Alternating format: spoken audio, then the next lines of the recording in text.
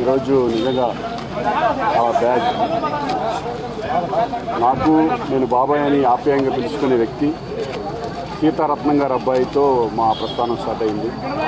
నా second film. అక్కడి నుంచి ఎన్నో సినిమాలు ఆయనతో ఉన్న నాకు అనుబంధం కానీ ఒక ఫ్యామిలీ పర్సన్గా మొన్న కూడా ఈ మధ్య కూడా ఎప్పుడు కూడా ఫోన్లో మాట్లాడుకుంటూ ఆయన ఆరోగ్యం బాగోలేదు అని తెలిసి కూడా ఎప్పుడు మాట్లాడుతూ ఉంటాం. బాబాయ్ బాబాయ్ అని పాపయ్య చేసిన వ్యక్తి ఈరోజు గొప్ప ఆర్టిస్ట్ లేరు పోతున్నాం. అటువంటి గొప్ప వ్యక్తి గొప్ప ఆర్టిస్ట్ మా ఇండస్ట్రీకి గౌరవమైనందుకు నేను చాలా బాధపడుతున్నాం. ఆయన ఆత్మకి శాంతి చేకూరాలని మనస్ఫూర్తిగా భగవంతుని కోరుకుంటున్నాను. అలాగే వారి కుటుంబ సభ్యులందరికీ కూడా నా ప్రగాఢ సానుభూతి చేస్తున్నాను. ఎందుకంటే ఈ టైంలో ఇంకేం మాట్లాడలేం. ఎందుకంటే రెగ్యులర్గా ఎప్పుడు కూడా మాట్లాడుకునే వ్యక్తి ఈరోజు మా దగ్గర లేడనే బట్టి చాలా బాధగా ఉంది.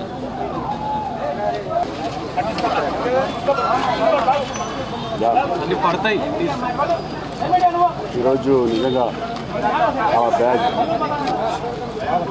నాకు నేను బాబాయ్ అని ఆప్యాయంగా పిలుచుకునే వ్యక్తి సీతారత్నం గారి అబ్బాయితో మా ప్రస్థానం స్టార్ట్ అయింది.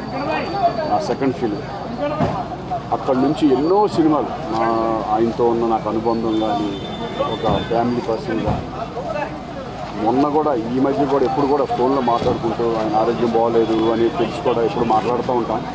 బాబాయ్ బాబాయ్ అని పాపయ్య చేసిన వ్యక్తి ఈరోజు గొప్ప ఆర్టిస్ట్ లేరు పోతున్నాం. అటువంటి గొప్ప వ్యక్తి గొప్ప ఆర్టిస్ట్ మా ఇండస్ట్రీకి గౌరవమైనందుకు నేను చాలా బాధపడుతున్నాం. ఆయన ఆత్మకి శాంతి చేకూరాలని మనస్ఫూర్తిగా భగవంతుని కోరుకుంటున్నాను. అలాగే వారి కుటుంబ సభ్యులందరికీ కూడా నా ప్రగాఢ సానుభూతి చేస్తున్నాను.